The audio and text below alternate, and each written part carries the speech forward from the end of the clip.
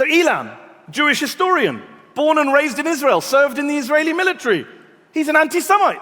That's what they want you to believe. That's what they want you to vote for tonight. So is the... I mean, he's just run. Okay, bro. He is literally simply just serving the crowd here. Anti-Zionism is anti-Semitism debate 4 years ago with Mehdi Hasan. In the territory defined as the historic land of Israel or Palestine. Damn, we got Elon right next to him too. Damn, they're gonna fucking destroy these fools on the left. Most often defined as hostility, prejudice, or discrimination. Kind of up that they put a Times columnist and an Israeli former member of the Knesset against Ilan Pappé and Mehdi Hasan. One is a ginormous debate lord, and the other is like a very important scholar, a very important formerly Israeli expat, or is it called expat? Against Jews.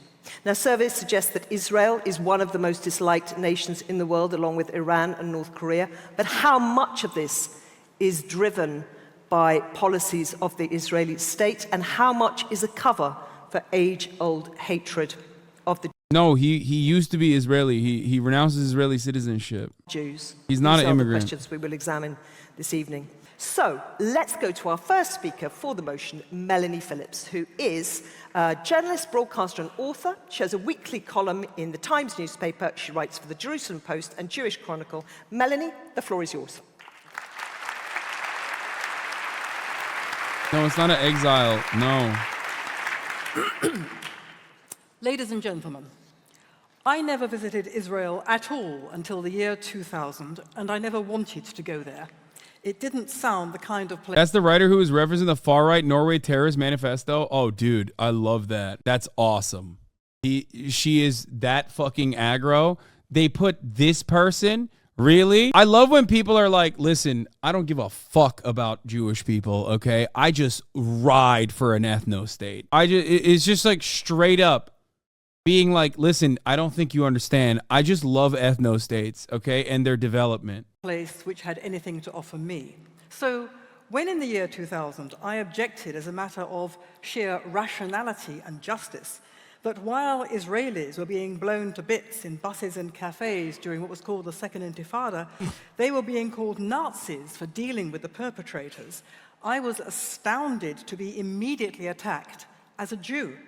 I was accused immediately of dual loyalty, of being too Jewish, and of waving the shroud of the Holocaust to sanitize the crimes of Israel. I highly doubt that people said that in England. Like, British people are like as rabidly ultra-Zionist as like fucking Texan televangelists are. And also, ironically, just as anti-Semitic. So I don't know who the fuck was saying that in England to this person, okay? In the mind of an average, like, conservative British person, the only anti-Semitic thing you can say is not like actually anti-Semitic, anti-Jewish things, but just to simply say that Palestinians are human beings. Immediately they go, that's the most anti-Semitic shit I've ever heard in my life, dog. How dare you? How dare you? Meanwhile, there could literally be, like, the way I envision anti-Zionism, anti-Semitism in the UK is literally like you could have like a fucking weird psychotic EDL guy, like EDL drawing a swastika, and in the midst of it drawing a swastika, the EDL guy sees a brown dude saying free Palestine, and he turns around in the midst of drawing a swastika, and he says, "Oh, what are you doing, mate? That's anti-Semitic. Are you killing it? Are you out of your gob, mate? Why are you being anti-Semitic while I'm in the middle of drawing a swastika? You've disrupted the process. You're having a laugh, mate. You're off your fucking knob." You're wrong. No, I'm not wrong. And you know what I'm talking about, because what I just described to you basically fucking happened. What I described to you happened when the Tories literally erected a monument for Nancy Astor, who is a rabid anti-Semite, and the entirety of the British media was like still hyper-focused on how anti-Semitic Corbyn is because of his talks about Palestinian emancipation. What I'm describing quite literally happened. Yeah, that's the government and media which fucked over leftists. Yeah, I mean, I know. I'm not talking about like the hundreds of thousands of people that are fucking on the streets in England. Obviously, I'm referencing politicians and the media. Well, I think you can see the same pattern in today's Labour Party crisis over anti-Semitism, in which anti-Semitic motifs about Jewish global conspiracies are conflated with attacks on Israel. At one meeting, Jeremy Corbyn noted of two Zionist opponents in the audience that despite, quote, having lived in this country for a very long time, they don't understand English irony, using the smear that as British Jews, they didn't actually belong in Britain. The Palestine Solidarity Campaign is riddled with I do not even remotely believe anything that this psychotic fascist says about Jeremy Corbyn. anti-Semitic comments, such as that the Paris Bataclan massacre But I do love that she's saying that. I do love that she is basically proving exactly what I was a said. false flag operation to increase support for Israel, or that Kristallnacht was instigated by communist and Freemason Jews to promote war against Germany. Today, a German neo-Nazi group has linked to the BDS movement, noting with approval its efforts to isolate the Zionist aggressor state in defense of the rights of Palestinian people. Yeah, famously, Germans especially love Muslims, dude. Like, German neo-Nazis love Muslims, famously, okay? If there's a competition of who they hate more, I don't know what they would do. They would explode trying to figure out who they want to fucking kill more, Jews or Muslims, okay? People. The language of BDS and the far right is interchangeable. Those who say anti-Zionism is not anti-Semitism would have us believe that all this is simply a coincidence. I say it is not, and that anti-Zionism is weaponizing anti-Semitism, and this is why. I'll just go to a highlighted moment, you know what I mean?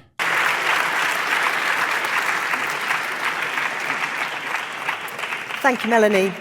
So now, our first speaker against the motion, Ilan Pappé, is an Israeli historian, an anti-Zionist activist, a professor at the University of Exeter.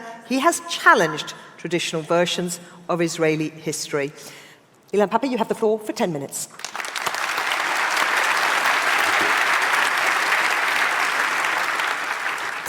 Thank you so much. These are literally the worst content unless some fucking idiots doing the worm Lamau. I know. If Ilan Pappé doesn't do the worm here, he lost, okay? The equation that is being put in front of you tonight is both outrageous and ridiculous. If only because it makes every Palestinian in the world, almost everyone who lives in the Arab and Muslim world, anyone who regards themselves as liberal or on the left, it turns all these people into anti-Semites. Whereas quite a few people who regard themselves as Zionists, like the Christian Zionists, are actually anti-Semites themselves. But it is important to challenge it because it was used with some effect to stifle the debate on Palestine in the West. This allegation is used in order to prevent the promotion for positions of power of politicians known for the long-term support for Palestine. By defaming these politicians as anti-Semitic, official Israel and its supporters worldwide hope to bring them down, as in the case of Jeremy Corbyn, or delegitimize them, as in the case of Ilhan Omar in the American Congress. So this is a good opportunity and an appropriate venue to say loud and clear that if you are against Zionism, or if you define yourself as I do, and anti-Zionist, you are not anti-Semite, or in my case, a self-hating Jew, which my doctors told me is an incurable disease, and I would have to live with for the rest of my life. I will make 5 points, one long one and 4 or 5 short ones. Anti-Semitism is an old, ugly attitude that demonizes Jews because of who they are and led in the past to horrendous policies of discrimination and genocide. It still prevails today, and despite the passing of years, it's basically not changed much. Its origins are deeply rooted in the Christian faith and were adopted in more recent years by right-wing Speak on it, goat. supremacists and some extreme Islamic groups. Anti-Zionism, on the other hand, is a new phenomenon, as is Zionism, and dates back to the 1820s, when, as you know, Zionism began as a Christian project before it was a Jewish project. And then it was part of an internal debate within evangelical Christianity. Anti-Zionism then was a moral position against romantic nationalism and Christian fundamentalism that today we call Christian Zionism. Christian Zionism is an evangelical belief that the return of the Jews to Palestine would precipitate the second coming of the Messiah, the resurrection of the dead, and the conversion of the Jews to Christianity or their barbecuing in hell. Now, Oh, he did such a great job. Bro is copying your talking points. Do you think he watches? Yes, dude. One of the fucking most important like anti-Zionist scholars is stealing my talking points. It's really fucked up. Yeah. And not vice versa. Like his work has not guided my opinion. And it's actually the opposite. He must be a fan of mine. Now, these barbecuing Christians, who are very important, are anti-Semites who want to get rid of all the Jews they don't like and get in return the only Jew they want, Jesus Christ. It's a double bill. They are today the most important base of President Trump and his ilk, and they are the most important Zionists in the US, providing immunity for Israeli policies on the ground. When Jewish activists and intellectuals adopted Zionism in response to anti-Semitism in the late 19th century, their antagonists were mainly other Jews. They were either Orthodox Jews who saw a premature return to Palestine as tampering with the will of God, and regarded as a heresy the substitution of rich monotheistic religion with the ideologically poor modern idea of romantic nationalism. So they were definitely not anti-Semites. Other Jews believed that supporting universal ideologies such as liberalism or socialism would be the answer, and if they had to move geographically from anti-Semitic environments, they preferred to go somewhere else, mainly to the US, but not only to the US. They were also not anti-Semites. When Zionism became a settler colonial movement on the ground with the building of Jewish colonies in late Ottoman Palestine and during the British Mandate, the Palestinian national movement perceived Zionism as an existential threat to the indigenous people of Palestine. A fear that turned to be valid as transpired with the 1948 ethnic cleansing of the people of Palestine during the Nakba. Opposing the Jewish settlers and the plans for the Palestinians' homeland was not anti-Semitic but anti-colonialist, very much as the Algerians objected to the colonization of Algeria. A small group of the Jewish settlers became anti-Zionist themselves when they consented to live within Arab Palestine as guests, but not as colonizer, as was advocated to them by Mahatma Gandhi in the 1930s. And because of that position, he was never honored with a street named after him in Israel, not even a small pathway or a staircase. Here, this is After the video. the creation of the State of Israel Also, dude, oh my God. Dude, so fucking petty. Remember what I showed you about Rachel Corrie and also Alan Rickman?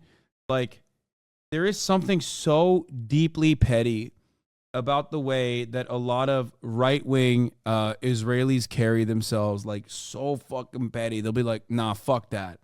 I will never forgive and I'll never forget you for even daring to recognize the dignity and humanity of Palestinians, you fucking piece of shit. Fuck you. 1948, anti-Zionism as an anti-colonialist ideology continued to inform the Palestinian national movement's vision and strategy, as is manifested in the PLO National Charter, that called for the establishment of a democratic secular state in Palestine that would respect all three religions. In Israel itself, the Communist Party, supported almost exclusively by the Palestinian minority inside Israel, not because of the communist ideology, but because it was the only anti-Zionist party Israel allowed to exist, they regarded Zionism as an ideology of discrimination and apartheid. Most scholars today looking at Israel then and today agree that this is a valid point, which again has nothing to do with anti-Semitism. Two, in our century, anti-Zionism is a moral position against the Israeli structural violence directed at the Palestinians, which is attributed by anti-Zionists such as myself to an ideology that is not only endangering the very existence of the Palestinians, but is also very bad for the Jews who live outside or inside Israel. This ideology generates anti-Semitism. Opposing it might bring it down. In our century, anti-Zionism is a scholarly position, a moral stance, and a vision for the future. As a scholarly position, it frames Zionism as settler colonialism, similar to European settlers movement who went to the Americas, South Africa, and Australia, encountering indigenous people and removing them in order to create new homelands for themselves. It's a moral stance that rejects an ideology that imposes an apartheid system inside Israel. I bet she fucking loved South Africa too, though, so I could see her being like, actually, big fan of the South African apartheid. Why didn't you ask me if I like it or not? A military occupation in the West Bank and siege on the Gaza ghetto. It's a vision for the future of a democratic state for all, by restoring justice to the land, by respecting United Nations Resolution 194, calling for the unconditional return of the Palestinian refugees expelled in 1948 and since the Nakba. This may be a utopian view, but it's not an... You missed the small part where he said the only anti-Zionist party allowed to exist in the early years was the Israeli Communist Party. I mean, that's still kind of what's going on. I mean, I had the guy, the anti-Zionist MP, Dr. Ofer Kassif, on the broadcast. You recall, he has been he's been suspended right now. Anti-Zionist one, anti-Semitic one. 3, for those who claim that anti-Zionism is a refusal to recognize the right of Israel to exist, we should say that states do not exist by right. They are founded by historical processes, and they become a fait accompli. The debate is about the nature of the state and the regime. We are all entitled to wish for and work for a better, more just and egalitarian state for everyone who lives in Israel and Palestine, and for those who were expelled from there. 4, in 1975, a vast majority of the United Nations member states defined Zionism as a form of racism and racial discrimination. It was passed with the same majority that passed the 1947 resolution recognizing. What is your opinion on people who have a platform and have used it for good in the past, BLM, women's rights, but have stayed completely silent about Israel and the ongoing genocide? People who've been in this game for a long ass fucking time know that there's a term for it. It's progressive until Israel. It's there are a lot of people in the Western world who are very progressive until you ask them about Israel and Palestine. Progressive except Palestine. Sorry, it's progressive except for Palestine. So it's kind of like TERFs, you know what I mean? Well, many of those people are not actually progressive in any capacity. The trans-exclusionary radical feminists. That's it. It has been for a very long time a litmus test. There are a lot of people who are very progressive until until the issue of Palestinian plight comes to mind, and in which case they start saying blood and soil shit like that at the drop of a hat. The demography of Israel must maintain an ethnic purity in the form of Jews having the outright majority. We cannot disrupt this delicate process, because if we do that, the Palestinians that come in, if a right to return is allowed, then all of a sudden, holy shit, these Palestinians are going to change the outcome of the Israeli nation state, this beautiful nation state that we've developed, that we've built, that we've designed. Israel. The difference was that in 1947, the colonized world was not represented in the United Nations. In 1975, it was. But it was still trying to find its way in the post-colonial world. The Third World's discourse equated Zionism with continued colonialism. Alas, neoliberalism, corruption, and post-colonial political system, corruption in the post-colonial political system, and aggressive American imperialism have casted to the sideways of history this impulse and energy. But at its height and within it, anti-Zionism was part of the wish of the colonized people to build a better and more just world. Again, nothing to do with anti-Semitism. When the 1975 resolution was revoked in 1991, the debate on Zionism entered a new phase, its present phase. After the horrific events in 9/11 and the so-called war and terror, the Israeli Hasbara invented the threat of a new anti-Semitism. This was the only... Yeah, that's another great example of this. Is like, you'll see this a lot. A person I went to school with was super progressive, was part of the queer clubs in the school, talked about white supremacy and everything until October 7th, when she proceeded to drop PragerU clips to defend Israel. Yes, the progressive until Palestine, progressive except Palestine, will have motherfuckers you've known for a very long time who literally have been at the forefront of liberation and social justice, dropping Ben Shapiro videos, okay? Dropping fucking Ben Shapiro videos and PragerU videos without even thinking about what they're doing, about how this is ridiculous, utterly ridiculous. The only way to repel the moral outrage people around the world felt towards the policies of incremental genocide in the Gaza Strip and the brutal oppression of the West Bank. If you voiced criticism against these policies, you were depicted as a new anti-Semite. Union goon, journeyman. I've never seen that happen. To provide scholarly scaffolding for such an accusation. The Western elites bought or were intimidated into buying this false allegation. But the civil society, and in particular the younger generation, reject with disgust this attempt to silence them. They know enough to call the bluff and understand the full meaning of solidarity with the Palestinians. They demonstrate in the streets, in the campuses, and join the Palestinians on the ground at a personal cost to show how outrageous it is to call the pure struggle for justice anti-Semitic. If you are Do you have any speculation why that is? The left until Israel, it's just propaganda. Like it's baked into like every facet of Jewish cultural identity in America from a very early age. That's it. It's just like Jewish schools, Jewish camp, birthright, partnered up with Islamophobia. And it still doesn't work, by the way. That's the funniest part. It like is not that successful.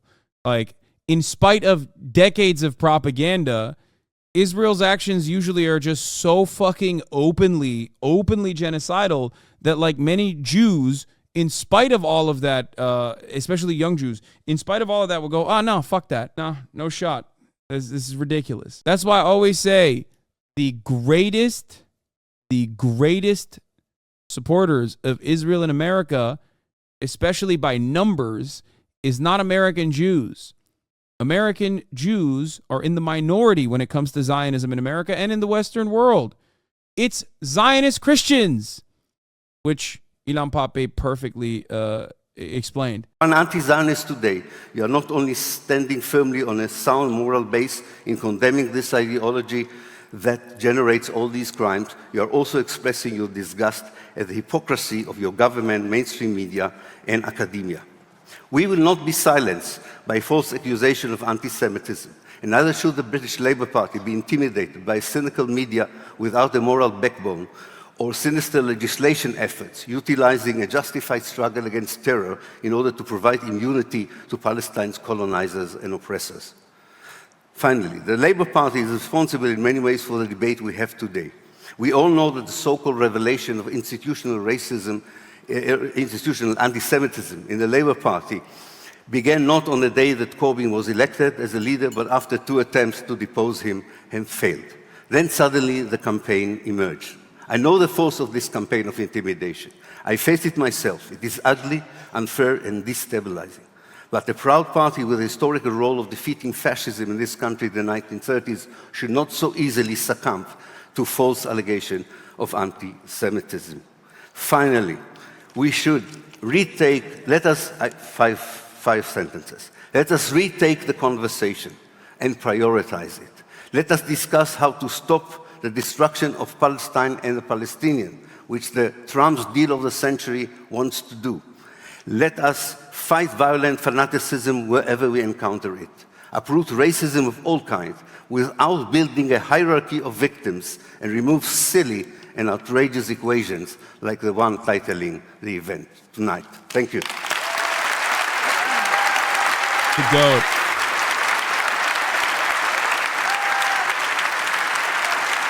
Let's see what he has to say. Columnist on the US Online magazine. I know some of you want me to listen to these parts as well, but half the time I don't like listening to ultra-Zionist Israelis specifically because it does come across as so fucking blood-curling and bloodthirsty that, like, I worry that it will develop it will end up developing anti-Semitism, and it will make people think that, like, this is a consideration that people have. Like, there is something that I regularly try and desperately avoid doing is unironically showing the genocidal side of fascists, because people don't, especially in the Western world, people don't have a way of not thinking about marginalized groups, Jews being a marginalized group, as anything but monolithic. Okay? That's what it is. Like, there's a big reason why I don't show a lot of this stuff, because I am not in the business of, like, trying to develop resentment. I'm in the business of trying to educate people.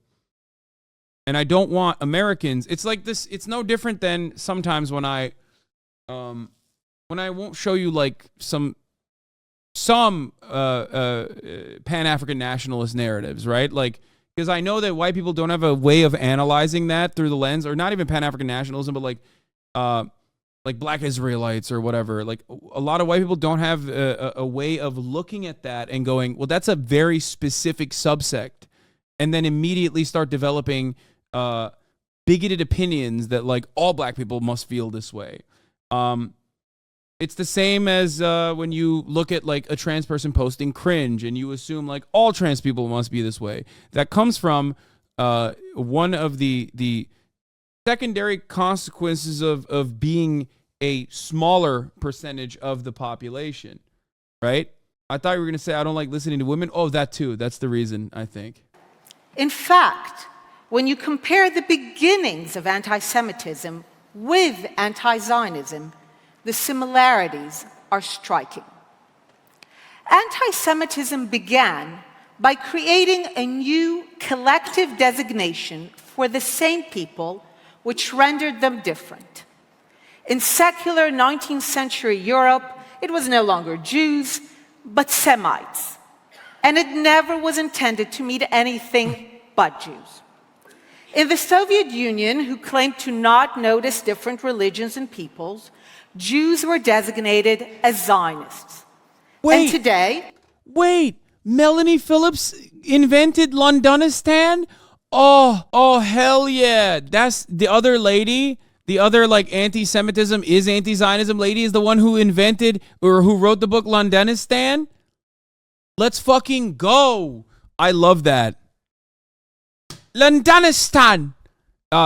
Most of these people are just fucking rabid Islamophobes, dude. And they just want to mask their rabid Islamophobia by trying to fucking find like a different outlet for it. They want to launder Islamophobia by claiming that they're like anti-Semitism. That they're against anti-Semitism, but in fact they're not. It's not that at all. It's that they are literally just Islamophobic. In the West, in the UK, Zionists, Zios.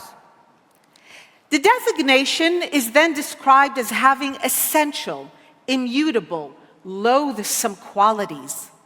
In Christian Europe, we were Christ killers. To the Nazis, we were an impure race. Oh, there was more.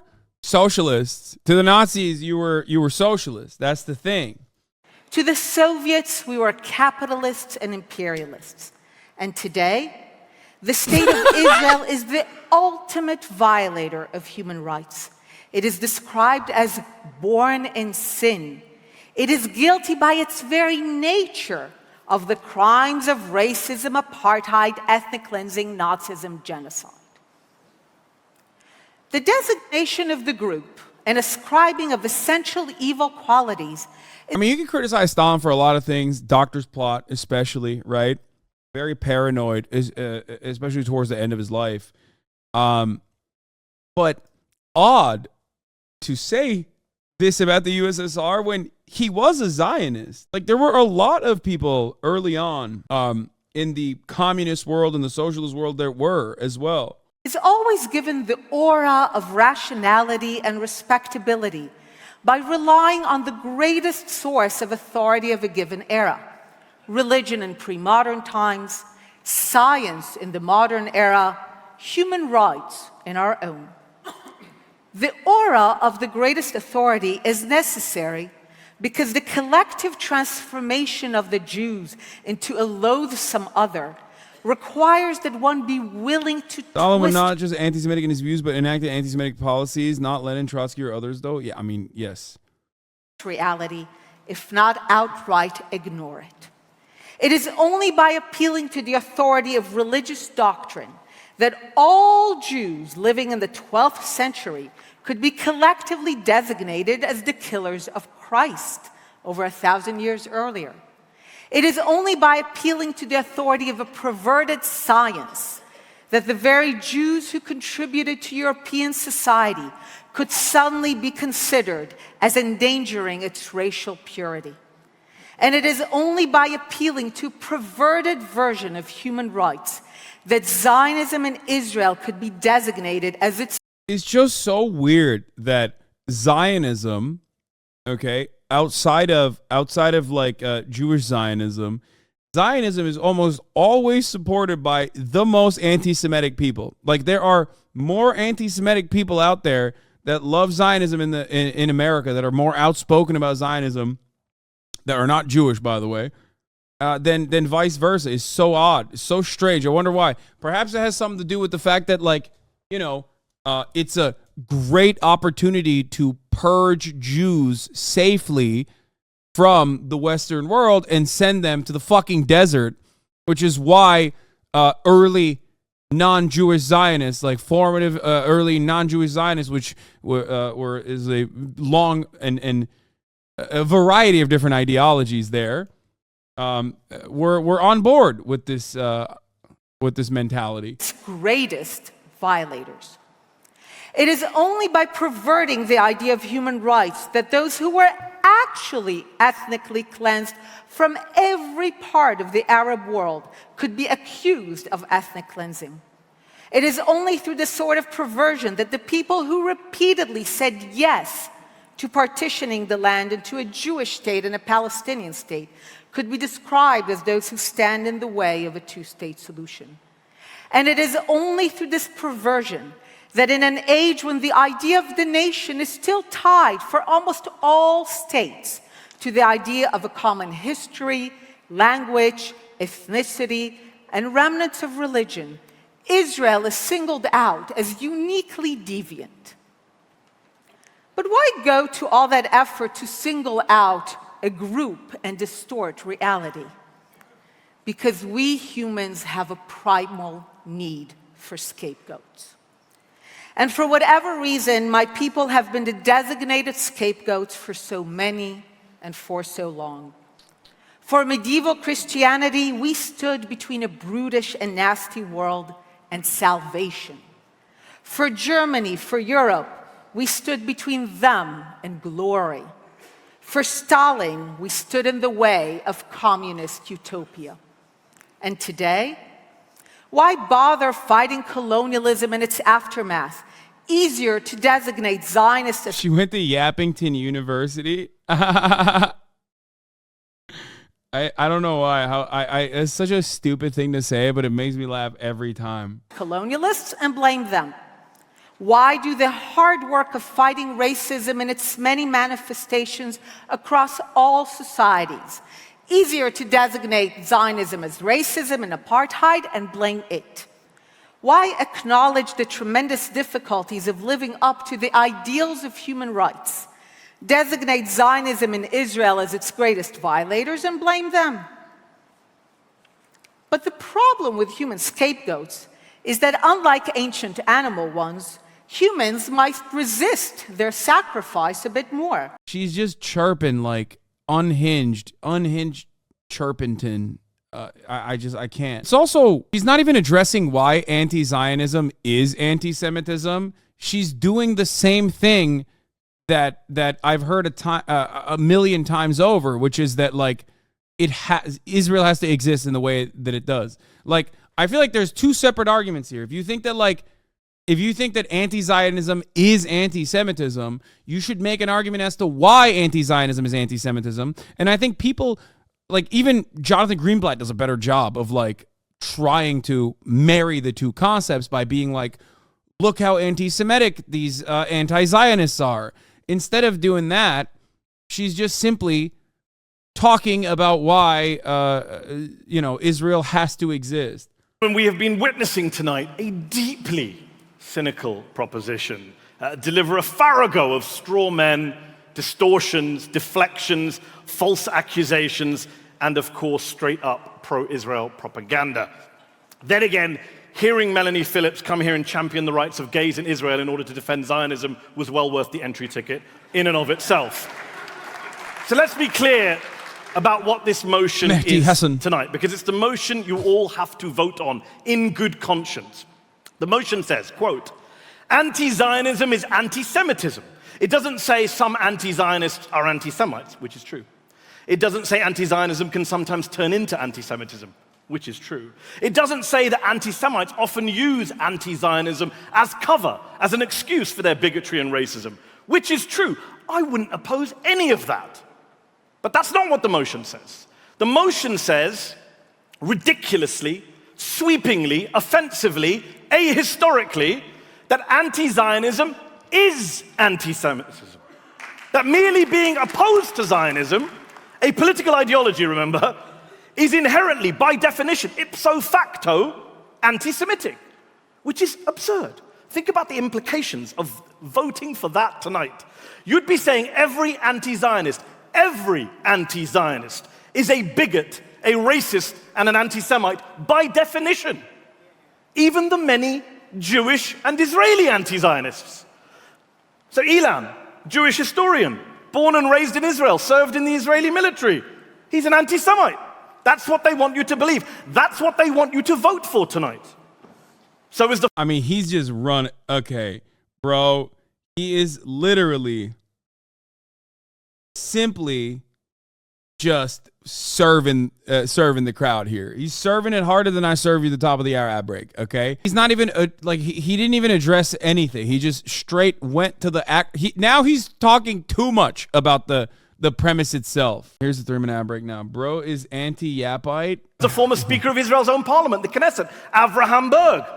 Melody would say he's a self-hating Jew. So is my Intercept colleague, Naomi Klein, the acclaimed author and climate change activist. So is Noam Chomsky. He's an anti-Semite as well. They want you to vote for them and say that the thousands of Haredi, ultra-Orthodox, anti-Zionist Jews who oppose Zionism for religious theological reasons, they're anti-Semites too. That's what they want. That is what they are asking you to vote for tonight. It's absurd and it's ahistorical. Don't take my word for it. Listen to the 35 top Israeli Jewish scholars and academics, historians of the Holocaust, who came together just a few months ago and published an... This is why it's so fucking weird, like, that people try to make this argument, but in a liberal, like, I like facts kind of way, where you've lost the fucking plot. Like, you keep finding yourself aligning and identifying with, like, actual fucking fascists, while simultaneously completely avoiding, like, so much scholarly work on the subject matter. Like, you have to literally go la la la la la, all matter of, like, genocide scholars, Holocaust historians, like historians of the fucking historians of Israel, historians of Palestine, like apartheid historians, like every single one of them is just like fucking written extensively on the subject. And if you are a liberal who is like desperately trying to fucking grab onto anything they can to defend Israel's current ethnic cleansing campaign that is damn near identical to the post 9/11 bloodlust that Americans had, but it certainly has lasted for a lot longer and has become basically a part of the fascist identity of Israeli politics. If you cannot comprehend that, you are not looking at anything. You're not looking at any of the actual writing on the matter. Open letter in which they wrote, and I quote, "Many victims of the Holocaust opposed Zionism. On the other hand, many anti-Semites supported Zionism. It is nonsensical and inappropriate to identify anti-Zionism with anti-Semitism." End quote. Are they anti-Semites too? Really? All 35 of them? By the way, in terms of the history they refer to in their letter, it is an undeniable, indisputable fact that many, many European anti-Semites, as Ilan alluded to, did support Zionism at the outset. They did embrace the founder of Zionism, Theodor Herzl, because for their own selfish racist reasons, they shared his goal of treating Jews as a foreign, separate nation and getting them out of Europe. Take British Foreign Secretary Arthur Balfour, author of the 1917 Balfour Declaration, in favor of Zionism. Balfour dismissed Jews as, quote, an alien and hostile people. He sponsored legislation to keep Jewish refugees out of the UK. The only Jewish member of the cabinet at that time, Sir Edwin Samuel Montagu, opposed the Balfour Declaration and called Zionism a mischievous political creed. Yet apparently, according to the proposition tonight, is there any real scholars who studied the topic extensively who are pro-Israel? Yes, there are some, I would say, but they're nowhere near as like rabid and as like bloodthirsty or as psychotic as like the British or American media is. they're nowhere near as aggressive. And oftentimes, if you look at their writing, in their writing, for example, you will find, like, I mean, it's Alan Dershowitz and shit, but those are like not serious people. I'm talking about like historians, right? I already ran the top of the hour ad break. Chatter, you forgot. There are definitely people who try to do this, who try to make claims, but in many instances, like even Zionist scholars will still end up being used when, I mean, you can look at Zionist scholars and their work to develop a better understanding of the mentality of Zionism, but it doesn't necessarily lend credence to why it must exist and why it's actually perfectly morally just. Benny Morris is a historian who justified the Nakba despite all of his research on the ethnic cleansing. So there are Zionist scholars, but even then, when you look at the work of the Zionist scholars, in many instances, like, you can still use it to make anti-Zionist arguments, and many anti-Zionist scholars do make said arguments. Obviously, I'm not talking about like the people who plagiarized the other work that Norm Finkelstein had like absolutely eviscerated. I mean, I'm talking about like people who like try and adequately report on Israel's history, but still try to maintain like a Zionist position, a Zionist predisposition. Montague's the anti-Semite and Balfour isn't. That's the madness that you're going to vote for tonight. This motion is not just ahistorical, not just absurd, not just offensive. It's a distraction. It's a dangerous distraction from the very real and murderous anti-Semitism that is on the rise, and that comes not from the left, not from anti-Zionists, not from the BDS movement, as Melanie would have you believe, but from a resurgent far right. In Germany, according to official figures, in 2017, 9 out of 10 anti-Semitic hate crimes were carried out by far right or neo-Nazi groups. I live in the US. 2 synagogue attacks in the space of 6 months. 12 innocent Jewish worshippers murdered in cold blood by far-right white nationalists. And yet the proposition tonight, like the Netanyahu government, like the Trump administration, want you to ludicrously believe that the threat to Jews right now, the real rise in the new anti-Semitism, comes from the anti-Zionists, from the BDS movement, from the Palestinians, and not from the murderous far right. When the irony is that Netanyahu, prime minister of the world's only Jewish state, has been cozying up to some of the worst anti-Semites on the right, who also happen to be proud Zionists. Let's be clear about that. Many of the most prominent, influential, right-wing anti-Semites today, Donald Trump, Viktor Orban, Steve Bannon, they're not anti-Zionists. They're hard-right, hardcore Zionists and pals of Netanyahu. Let's also just deal with some of the canards we've heard tonight from the proposition.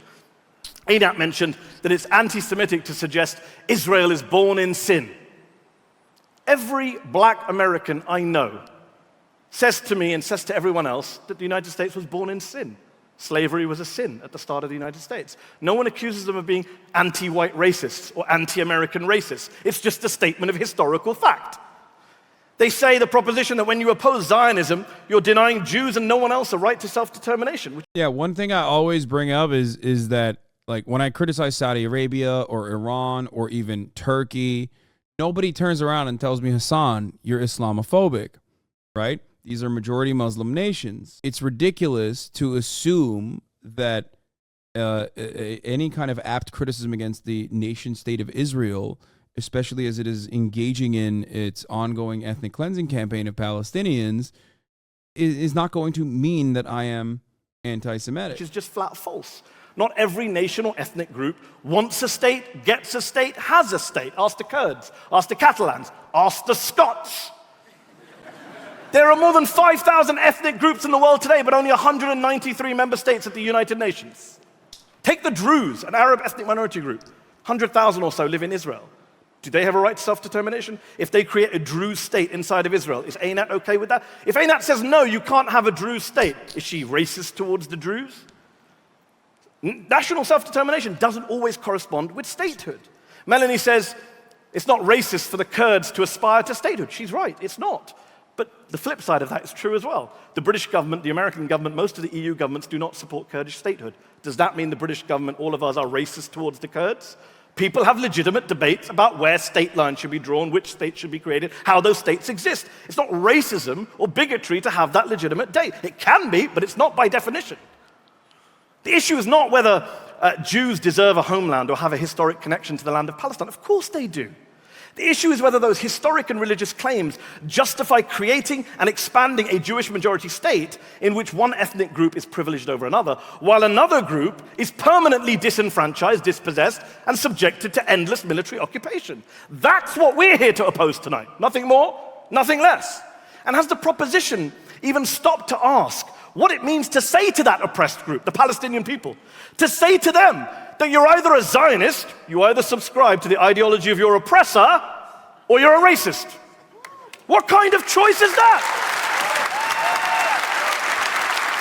I mean, it is identical. It's identical to how white supremacists will regularly be like, you're engaging in anti-white racism if you call me a fucking racist. Melanie says tonight that denying Jewish nationhood is racist, it's anti-Semitic. And yet she has no issue erasing the Palestinian people from the face of the planet. She said in her speech that only the Jews have a unique right to nationhood and statehood in that part of the world. Oh, yeah. Not the Palestinians. What is that? Is that not bigotry? Is that not racism? Is that not wiping a people off the face of the planet? But this is what you'll be voting for tonight if you vote for the proposition. This is what the Israeli, pro-Israeli argument has always been: to silence the Palestinians, to silence their opposition to occupation, to silence their resistance as Palestinian citizens living inside of Israel to a nationalistic ideology which treats them like second-class citizens, which denies them many of the rights and privileges of the majority. And one thing I want to make clear to you tonight: you don't have to be an anti-Zionist to vote with me and Ilan tonight. You don't even have to be a critic of Israel. You can be the biggest supporter of Israel in the world and vote with the opposition. All you have to be is someone who recognizes that it is an egregious smear, a naked slur, to claim, to label those of us, Jews and non-Jews alike, who oppose a political ideology in good faith because we think it's unjust, iniquitous, oppressive, to label us as anti-Semites for holding that political view. All you have to be is someone who recognizes that the claim that we hate or are opposed to Jews simply because we don't agree with the idea of a state that privileges one group over another makes us racists. So let me repeat, to be clear, tonight's debate is not about Israel per se. It's not about whether you support or oppose Israel or the occupation. It's about whether you believe the proposition have made the case that those of us who oppose Israel in its current form, who oppose the political ideology underpinning it, that we're racists. God, he's such a fucking lawyer, dude. This is like, he's lawyering. This is why I always say lawyers are the fucking maximalist debate perverts, okay? They're debate maximalists.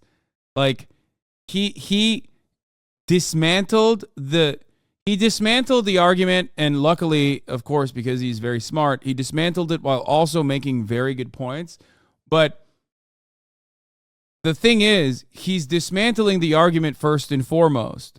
Does that make sense? Like, he's even saying, like, look, it doesn't even matter if you think Israel's an apartheid state or not, like, or if you think that Israel is good or bad.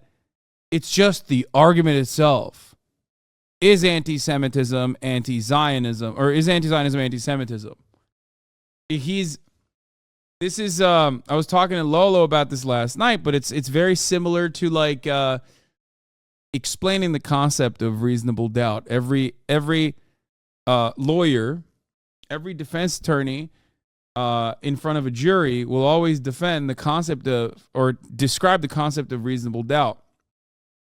They have to, so that the jury pool understands like what they are deliberating on.